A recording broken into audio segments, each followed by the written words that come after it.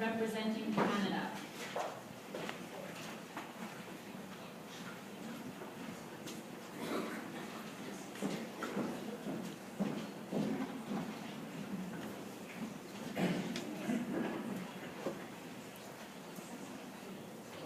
Thank you, Madam President, fellow delegates.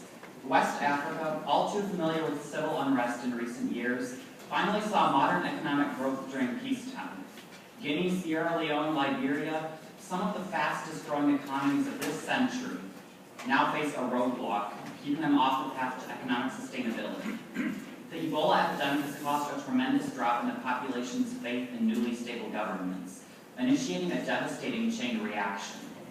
With each passing day without aid, health infrastructure deteriorates. With each passing day without adequate aid, the hole is dug deeper for these countries.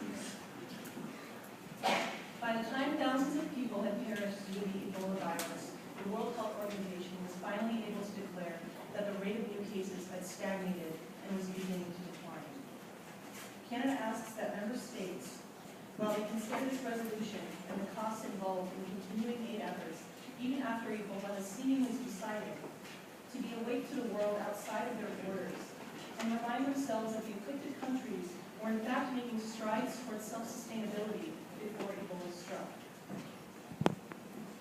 The actual 2014 GDP growth in Sierra Leone plummeted to less than half of the growth predicted prior to the outbreak. Furthermore, foregone GDP in 2015 for Guinea and Liberia is estimated to be over $650 million and $215 million Canadian dollars respectively. This economic downturn can be attributed not only to the disease's direct effects, but also to the indirect fear of consumers and investors, preventing Ebola-stricken countries from getting back on their feet. While the toll may be definite, the number of lives lost tallied, we will never be able to accurately measure just how far back the epidemic has rebound the remarkable development that was taking place in Guinea, Sierra Leone, and Liberia just before Ebola began to uproot generations of work and progress.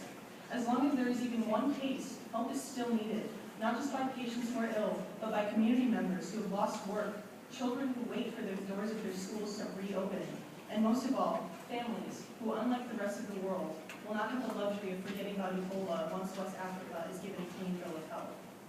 Member states, let us support this resolution and work in solidarity towards what it asks of us.